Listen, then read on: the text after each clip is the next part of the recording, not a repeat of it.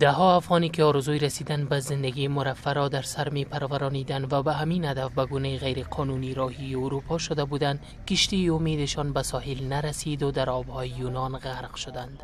جنازه 5 تن که زنان و اطفال نیز شامل آنان هستند روز چهارشنبه به میدان هوایی بین‌المللی حامد کرزی رسید و در ده‌ها خانه آتش غم را شعله‌ور ساخت. این اجساد به همه افغانان پیام دارد و آن این که رفتن غیر قانونی به کشورهای اروپایی عواقب ناگواری در پی دارد.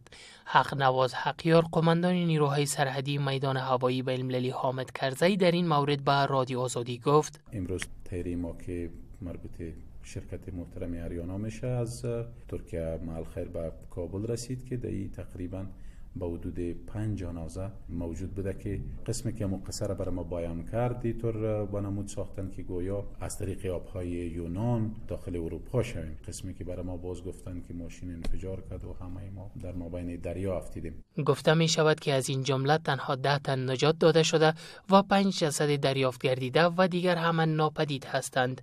این نخستین بار نیست که افغانها در آبهای میان ترکیه و یونان جانهایشان را از دست می دهند، بلکه قبل از این نیز 10 تن از افغانها فریب قاچاقبران را خورده و با سرنوشت مشابهی مواجه شدند.